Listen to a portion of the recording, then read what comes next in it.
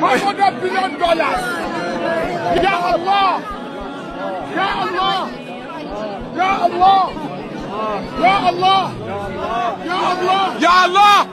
Waachilie mbali walioifanya dini yao ni mchezo na pumbao, na uhai wa dunia ukawaghuri. Mwenyezi Mungu haichezewi. Ibada za Mwenyezi Mungu hasichezewi. Allah ameeleza ndani ya Al-Qur'an Al-Karim, hafidhu ala salawati was-salati al-wusta wa qumu lillahi qanitin.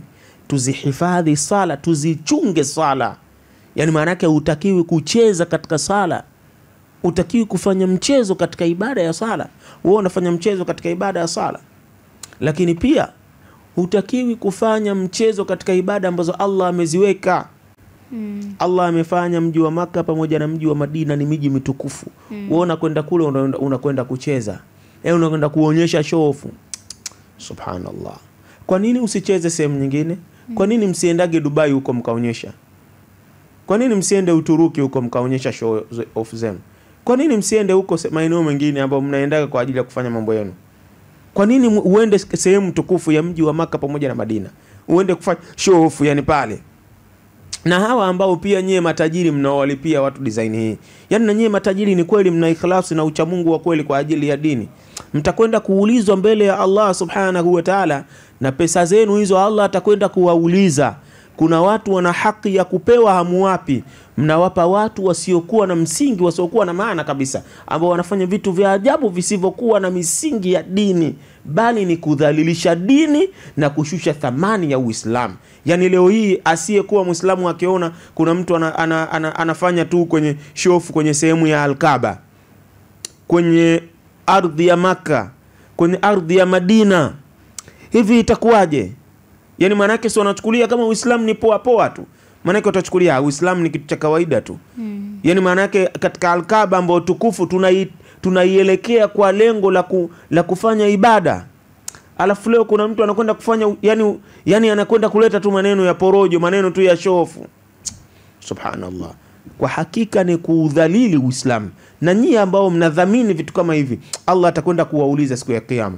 Kwa sababu leo mnaweza mkasema bwana tuna walinzi watatugadi, tuna watu watatunanili kwa kuwa tuna nguvu ya kipesa. Niwaambie ya kuwa ipo siku mtakutana na Mwenyezi Mungu Subhanahu wa Ta'ala. Alafu ile tutakwenda kulijibu mbele ya Allah Tabaraka wa Ta'ala. Kwa sababu siku hiyo, yani wewe ambaye leo unajiona tajiri, kwa Allah una utajiri wote, na utakufa, utaondoka, na utakwenda kuulizwa na Allah Tabaraka wa Ta'ala.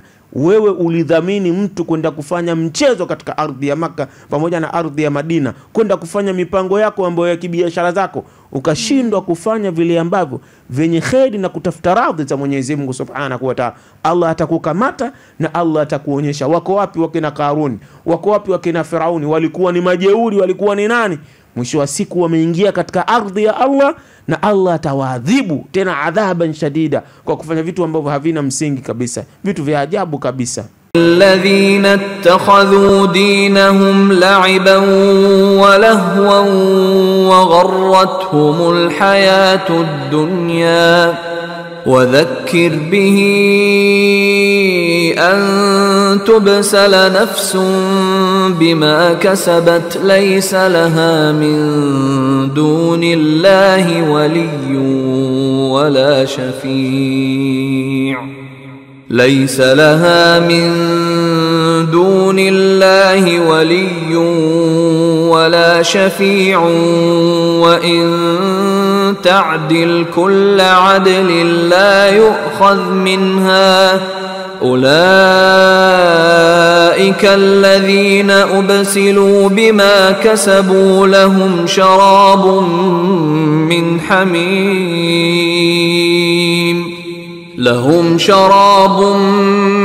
حميم وعذاب أليم بما كانوا يكفرون. Waachilie mbali walioifanya dini yao ni mchezo na pumbao, na uhai wa dunia ukawaghuri.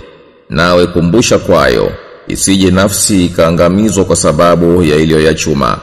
Nayo haina mlinzi wala muombezi ila Mwenyezi Mungu. Na ingatoa kila fidia haitokubaliwa. Hao ndio walioangamizwa kwa sababu ya yale waliyoyachuma. wao watapata kinywaji cha maji ya moto kabisa na adhabu chungu kwa sababu ya kukanusha. Dataflow inakuletea uhuru wa kukamilisha chochote na internet ya uhakika. Kuwa hewani muda wote popote ulipo, utakuwa na internet ya uhakika. Ni salama na huunganisha kwa haraka. Ina nguvu hata sehemu zenye msongamano. Pata data mtelezo yenye kasi kwa gharama nafuu. Wasiliana nasi. Tembelea tovuti yetu www.dataflow.co.tz.